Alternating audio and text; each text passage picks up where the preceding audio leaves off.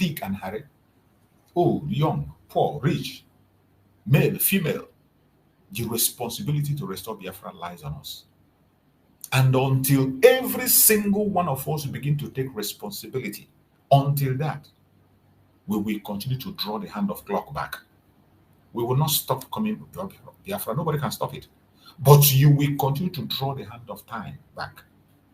You will continue to make the time postponed.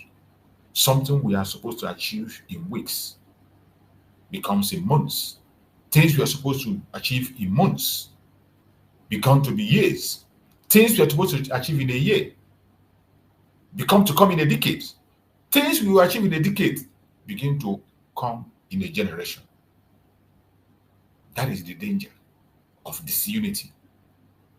That is the danger of leaving your responsibility for somebody else. The Biafra we are talking about is our own nation, a land where every one of us will be represented, a land where every one of us will be protected, a land where we will speak and stand by our word, a land where everybody will be equal treatment to everybody. There will be no sacred cow anywhere. A land where you can aspire to any level. There will be no preferential treatment for anybody. A land where you will see equality, the same equality we have in our custom as Biafran people. Biafran people have it in their custom, more especially the Igbo Biafrans, which I know very well. You cannot lord yourself anybody in Igbo land. You can't lord yourself over people. In Igbo land, people are Republican in nature and they are always ready to express their views. In as much as sometimes those Republican views becomes a problem for us. In most cases, the Republican nature turns against us, but at the same time, it does not stop us from being the best of whom we are. By the time Biafra is created, we can be able to manage our customs and be who we are supposed to be. Nigeria is not for me. Nigeria is not for you. Nigeria is not for anybody, including those who are pretending that it is working for them. It is not working for anybody. Nigeria is not working for anybody. Not working for the Northern, it's not working for the Southwestern, it's not working for the Southeasterners.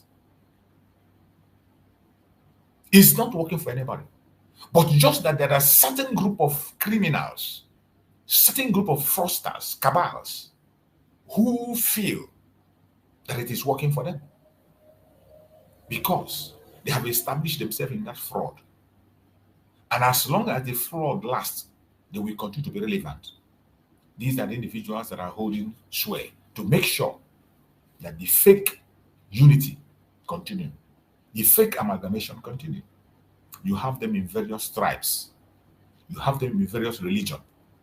You have them in various sections. Every single one of them, they are pursuing one agenda: to keep their fraudulent float of money. Among them, you have the Biafran people. You have Igbos, you have Yoruba, you have other tribes who are involved in this criminality. How are you going to end it? That is the problem. The only way to end it is to end the zoological republic called Nigeria. There is no other way. There is no other way you can end it. The disunity of Nigeria did not start yesterday. And you can't stop it tomorrow. The disunity, the hatred, the destructive diversity did not start yesterday. This thing is foundational. It is foundational. And when the foundation is faulty, there is nothing the right of it. It is a foundational problem.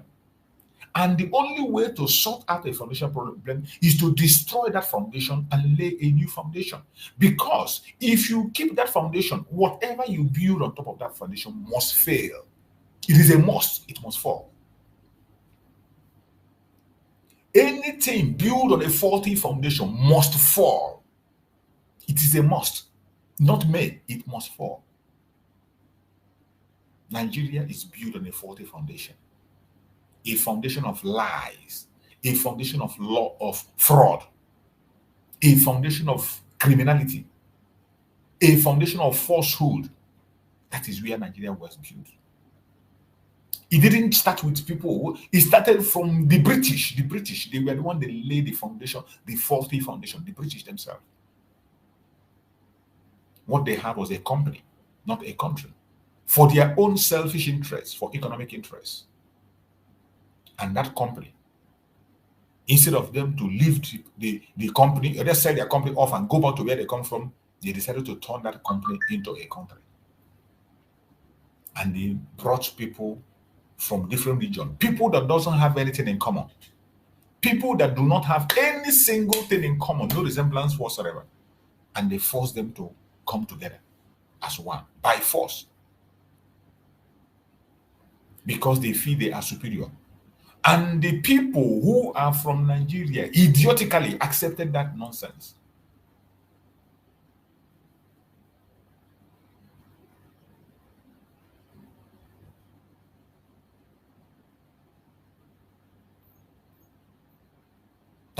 That is the battle. So many of us accept that madness. So wherever you are, it is high time we begin to think like human beings. Take responsibility and do things that we have to do. Take responsibility and do things that we have to do. Every one of us have to take responsibility. Stop speaking what you do not know. Stop defending what you do not know. Make inquiries with your, apply your common sense before you put defense to some idiotic things that you defend. When I see some certain thing that people defend, I just look at them and laugh. I have chosen the way I make my broadcast to make sure I do not ignite any kind of confusion, or somebody will not say I confuse you, or maybe I don't do that. I speak sense and speak truth. If you are a hater of truth, I'm sorry. Whenever you come meet my program, you will be having headache. Like so many of them that hate unity. Those that hate unity, when you preach unity, they become crazy. Why would you say we should unite? Why would you say we should unite? My platform is not for you. Go and begin to build your hatred, blackmail, and propaganda where you know you can build it. I don't have a problem with you. Go there and build your propaganda and blackmail. My platform is not for you. The platform where I broadcast, I created it myself. I built it myself. I took it to the standard it is. It didn't start today. This is not my first platform. Every platform I operate, I build it myself, and I keep a standard in that platform to speak the truth based on what I know, based on my research. So when you listen to me and you don't understand, I put a link there. You come and make your argument. Put forward the argument. I am open for understanding, argument. We argue, disagree to agree. But for you to be ignorant and claim that you know something, you have something to say, you must not contribute in anything. You mustn't speak when people are speaking. And that is where I can be in an environment for years. You will not hear my voice. I don't speak until when my voice is needed. I might be in the group. You can't hear me speak. You can't hear me utter a word. I'll be watching and looking until when it is necessary. Until when it is necessary. I'm not one of those who you can put in your pocket. You begin to command and control. The same thing that brought us where we are. I'm not part of those. I know why I came to the Biafran struggle, and I know what I'm doing. I know why I'm still there. We don't have any other alternative. I wish we had. The only alternative we have is Biafra. Biafra is the only solution. Is Biafra. There is no other solution anywhere. It's Biafra. And I will continue to speak for Biafra and continue to demand for Biafra, regardless what is involved. And anybody that is genuinely, seriously talking about Biafra, anybody doing anything to bring down Nigerian government, Anybody doing anything to make sure that Nigeria is no more. I don't care who you are. I don't care the angle you come from. I don't care the name you bear. I don't care your religion. I don't care your group. As long as you are standing against this criminal entity called Nigeria, I am with you. Do everything you can do. That is the assignment we have. That is the assignment every Biafran has, to make sure that Nigeria is no more. We don't want to have that name. That name have created a lot of evil. We have suffered enough for that name. We have been persecuted enough for that name. Today, they blackmailed us to the extent today. The hatred in us today, the hatred people have today against Biafra is because of Nigeria. More especially the Igbo Biafrans. The hatred people have against the Igbo Biafran. Some Hausa people have not done anything with the Biafran person. Biafran person has never offended them. They have not done business together, but they just have hatred on a Biafran person. More especially the Igbo person. Once you're an Igbo and they hear this one Biafra, they get angry. There are some people in the southwest, the Yoruba people, that you have never ever been in Biafran land. You never have anything to do with the Biafran person. You have never transacted with an Igbo man, but you hate Igbo. Once you hear Igbo, all your vein will come out. All your vein will come out. The same thing even with some people again, even in our Biafra, in that Biafran land, there are still people who they have poisoned their mind. Nigeria poisoned them. It is Nigeria that will make somebody who speaks Igbo with Igbo surname. He has his first name Igbo, his second name Igbo, his surname Igbo, but he will tell you he's not Igbo. Only in Nigeria. Because of Nigeria. In Nigeria, Ikpere himself, the name itself, Ikpere, is Igbo. The name itself, Ikpere, is Igbo. But still, you will see somebody from Ikpere, that person, Ikpere itself is Igbo. His surname is Igbo.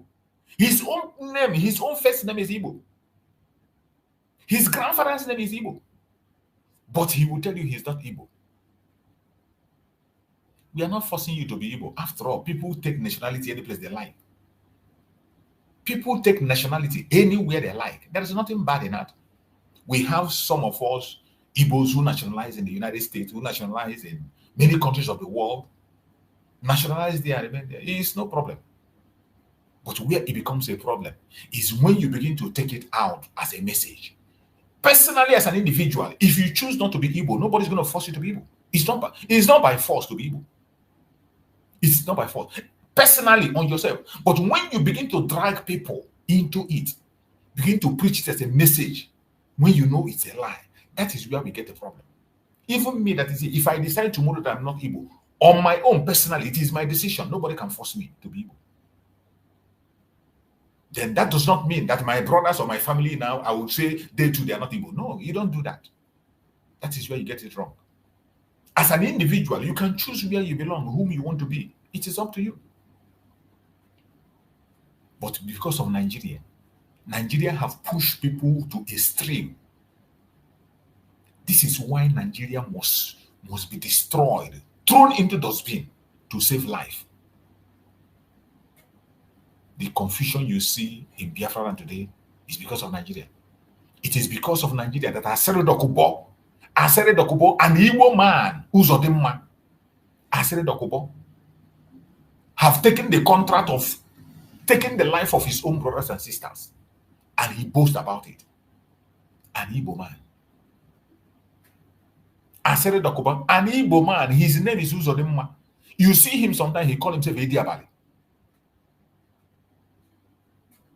He called himself Ediabali. An Igbo man, he'll tell you that he's not Igbo. Because of Nigeria.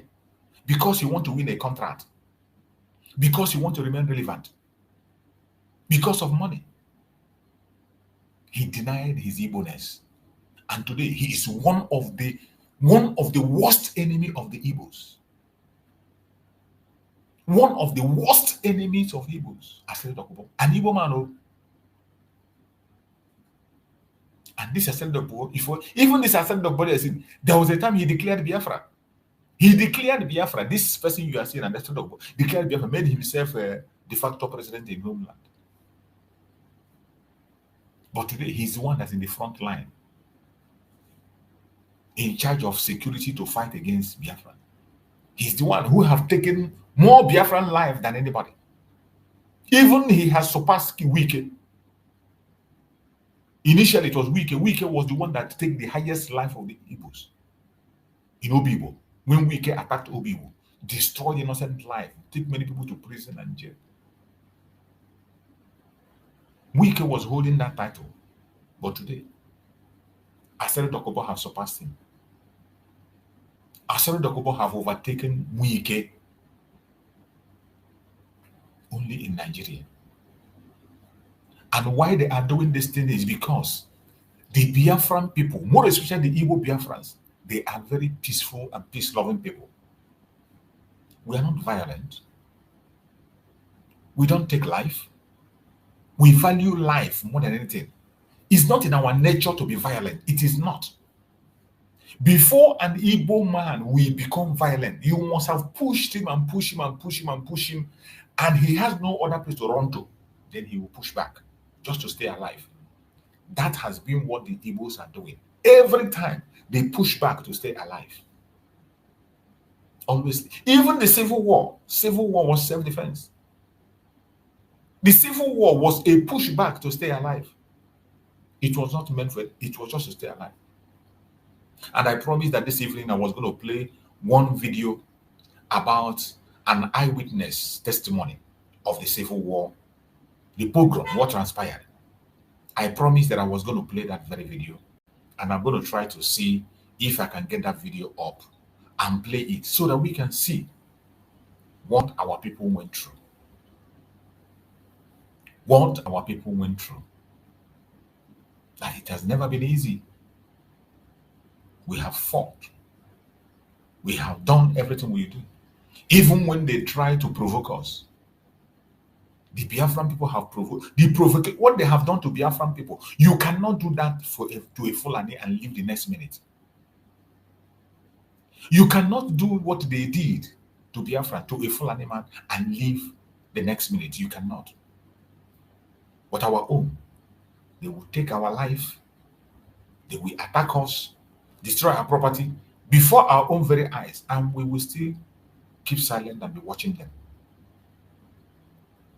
No other region can tolerate that. No other people can accept that. It is because of the peaceful nature of Biafrans. That is what people have taken advantage, and every time they continue to fight against us. Every time they continue to fight against us. I want us to listen to this eyewitness account of the pogrom during the Civil War. A lot of things happened that people are not talking about. This is going to show you the peaceful nature of the Biafran people. This is to prove to you that Biafran people are not troublemakers. The most peaceful people you can find in that contraption called Nigeria are the Biafrans. And it is because of this peaceful nature that is what other people are taking advantage of every day. Anytime they want to show their anger, it is on Biafra. Anything that happens, Biafran people will be the one to lose their life, lose their property, and nothing happens. No retaliation, no repercussion. Because they know that we don't want to see blood. We don't want to shed blood. We don't want, even our enemies, we value the life of every human being. That is why they have been doing what they're doing. I want you to listen to this eyewitness account of the Civil War, what transpired. Pay attention to what this man had to say. You are going to get a point from it.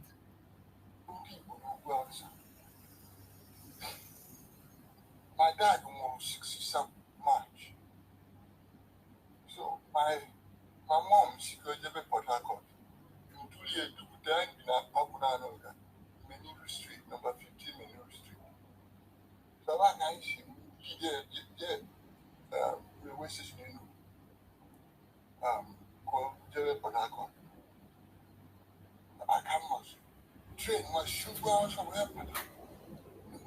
train out, so whoever last year, I even met the man about. So wherefore that first coach, that exit, wherefore a headless man, when you police man, no good look, no police issue. So I can look at now, where teacher can you are now, but I can not about. Whenever I tried to train for 1 hour. Boy, 5 years old, you could be a canal, but people now. Also, kind of, what I done when I man, we're only the 2 more. But like I said, what at that point, we only vote to come and now, I've been a coca. One money, I don't know to put out here. If I go, I will come so see about what never some or so well about someone announcer or Stasha said for the announcer or we come on in English. All I went down said that man who have given her and not of that he couldn't guarantee their safety indefinitely, unfortunately. As a result of which, they never free and safe passage back to Ekpa. I was not going to be back to yes. Free and safe passage to Ekpa. And I was free.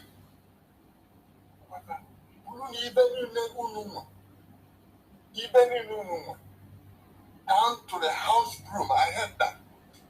Down to Aziza, we never escort. Down you put on a look at the battalion. Up for what 2 months in advance. In advance. 2 months. That thing alone is unbearable. Ndani naso, Mandani naso. Come I got one day go on, MNI. The people to women, Osilina, or Piano, people matter.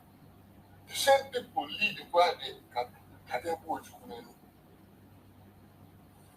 Open on one to be here. I don't know to say I to go in more. All you didn't divide. I don't know why. I buy one diamond, and for a young me. And that day, just said, trainers. Did you hear that testimony? This is an eyewitness account. You can imagine the generosity. You can imagine the generosity. Even when Ojukwu have seen that Biafrans are slaughtered in the north, and they put them in the train to bring to Biafra land, to push it in our face to see what can you do. What kind of provocation will be worse than that? What other provocation will be worse than that? That somebody slaughtered your brother, your sister, your child, and send the cops to you. What other provocation will be more than that? But when Ojukwu saw that, look at somebody, an eyewitness account, he said Ojukwu went to a coal camp in Enugu where they were and promised them and said that he cannot guarantee their safety indefinitely, that he's going to give them a passage back to their place where they come from, the northern part of Nigeria. Not only that, those who are serving in the military, in the army, in Biafra land, he paid them 2 months ahead. He paid them 2 months ahead before they went back. And he told them to carry every of their belongings, including broom, with all the provocation, with all the loss of life, with all the things that Ojukwu saw. Yet, he never retaliated. He didn't even allow our people to retaliate. He was still ready for peace. But did you hear him? That the same people who he paid salary in advance, The same people that our eternal leader, Dim Odemugoju, paid 2 months' salary in advance. They came back to attack our eternal leader, Dim Odemugoju, to take his life. This is our story during the Civil War. I am trying to tell you whom we are. This is whom we are. But today, they are trying to paint us what we are not. Today, the government of Nigeria is painting us blue, black, what we are not. They are painting us what we are not. Sponsoring different kinds of propaganda and blackmail against us. Every single day, when you wake up, you go to their media. It is either the Igbos did this or they did that. Officials of the government in the open accusing Igbos and insulting them falsely, and nobody's held to account. Nobody's held to account. The federal government of Nigeria sponsoring blackmail and propaganda against us. Even in a time where a confession has come to say that even the Igbo coup, which they base their attack on to destroy innocent life, to take the life of millions of Biafrans, most especially children, that was not an Igbo coup. There was no apology. There was no remorse. Instead, they intensify in their attack against us. Instead, they increase their blackmail. Instead, they increase their propaganda. And they want me to fold our hands and say, all is well. Wherever you are as a Biafran, you must prepare yourself. Nigeria is not for you. Nigeria is not for you. And those of you who are still pretending, thinking that somehow, Nigeria will later become for you, I'm sorry to disappoint you. The earlier you wake up, the better for you. The earlier you wake up, the better for you. If you don't wake up, you might wake up in your grave, because they will never change. And this attack is against everybody from the old Southeastern region. It is not against the Biafrans alone. But somehow, they managed to make some idiots believe that it is just about the Igbos. It is not just about the Igbos. As long as you're from the old Southeastern region, this attack is against you. And the earlier you begin to join your brothers to demand for the end to this zoological republic, the better for you. Nigeria is not meant for anybody. It is not meant for you. The British did not put it in place for you. British did not create Nigeria for you. They created it for themselves, for economic interest. And these accusations you are seeing will never stop. It did not start yesterday. It started even before the amalgamation. The killing didn't start today. It started before the amalgamation. The accusation, false accusation, didn't start yesterday, and it's not going to end. We did nothing. Nothing whatsoever. Go to Lagos State. It is one accusation or the other. And why it is more dangerous is that they have succeeded in being able to capture our own people. They have succeeded in getting our own people involved. Today, they will use a Biafran to attack you as a Biafran. Our own people are the ones that are in the front line today, helping them to push their lies and propaganda. Their own people, our own fellow Biafrans are in the front line, helping them to push it. In Lagos State today, everything we are facing in Lagos today is because of somebody who is a Biafran. And I saw a message that one of our brave sisters sent to him. I think I have to play that message. That message that our sister,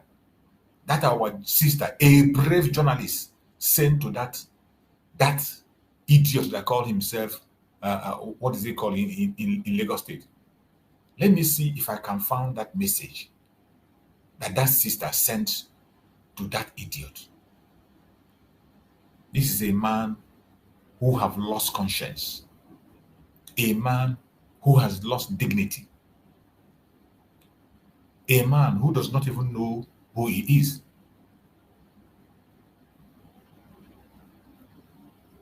I just hope I can be able to find that very message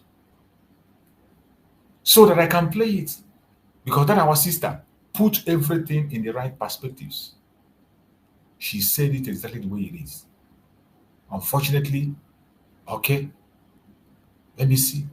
Let's listen to hear what this our sister, the message she has. Let's hear the message of this our sister.